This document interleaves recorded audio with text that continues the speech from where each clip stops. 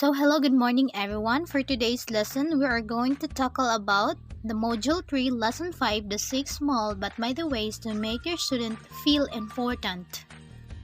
So with regards to 6 small but mighty ways to make your students feel important, and there are hundreds of brilliant educators weighted in which tactics to make kids or students feel like important members of the school community. They distilled the best advice. So when setting priorities, the prevailing wisdom seems to converge on the same fundamental insight. Like, don't waste the small stuff, separate from the wheat from chaff, don't make mountains out of molehills. So here it goes. Inside classroom, that advice falls short, according to the hundreds of teachers who recently responded to the social media question, how do you make your students feel important? So there we have it. The 6 small but mighty ways to make your student feel important. So the number 1, listen, talk, shout it out. Number 2, check in, follow up. Number 3, dig deeper. Number 4, be responsive. Number 5, democratize. Number 6, know when to fold in. So let us go down to the number 1, lesson, talk, shout it out. Observing even the simplest rule of social etiquette pays dividends in school. Physical impossibilities aside, the point stands. White educators shouldn't push if students aren't comfortable with it. Giving extra boost to kids consider in class and school-wide shout-out. Observing even the simplest rules of social etiquette pays big dividends in school. So the word listen and its many variants appeared in the thread more than 75 times. But there are phrases like just listen to students or really spend time listening to them that sounded, but for many teachers, listening to kids was a whole body experience, like nod your head vigorously, suggested one teacher, while others recommended listening with both your eyes or giving it a try with your whole self.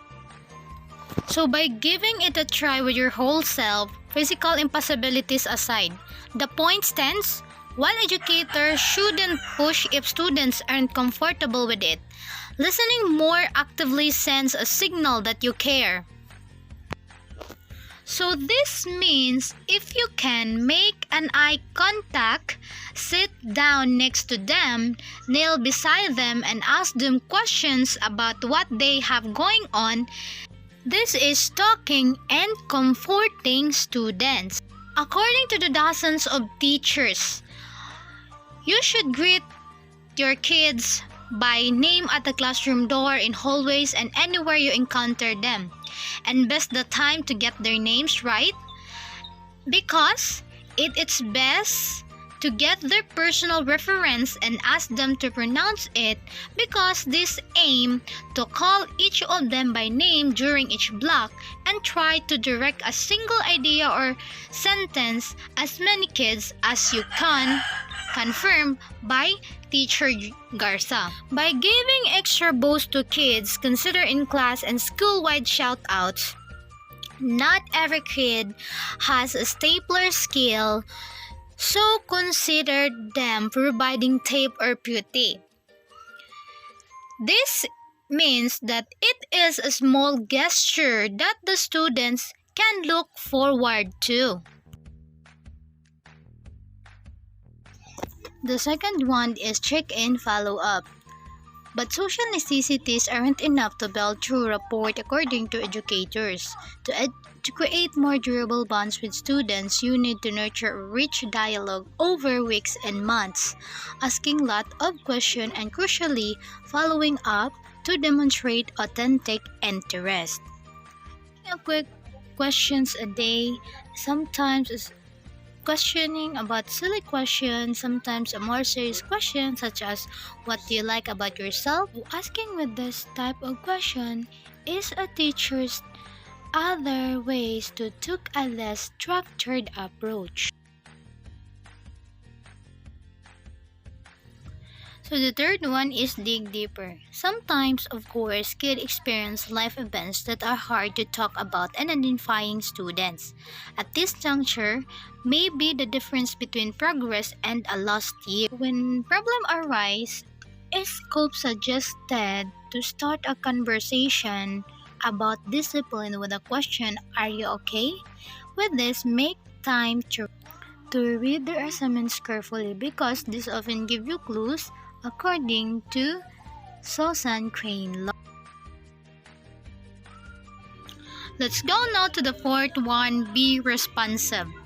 When you know your kids, you can adjust your curriculum to match student interest, provide alternative assessment option for kids based on preference, and do a better job differentiating at the individual level. So having a 2-minute convo with each kid regularly, asking like how things are going in their lives, what challenges are they facing, this is turning a social insight into a tool to build and mold your lessons and classroom environment around students' interest. Educators also reinforce a culture of safety, inclusivity, where students see themselves represented. So the fifth one is democratize. Like in any institution, schools can inadvertently reinforce artificial or arbitrary power structures, leading to environments that feel sterile, uninviting, or uneven hostile. Subtle adjustments in perspective can communicate respect to students and humanize classroom. Talk to them like humans and treat them as a person. This occurs dozens of times in the thread. The dynamic should work both ways. Students need permission to access teachers as a person. This is according to Christine Yancey. And simple gestures like saying you're sorry or sharing personal stories as appropriate can make a real difference. Furthermore, educators insist this is true across grade levels. In elementary schools, kids take charge of simple things like raising the blinds, watering the plants, and straightening up the art supplies.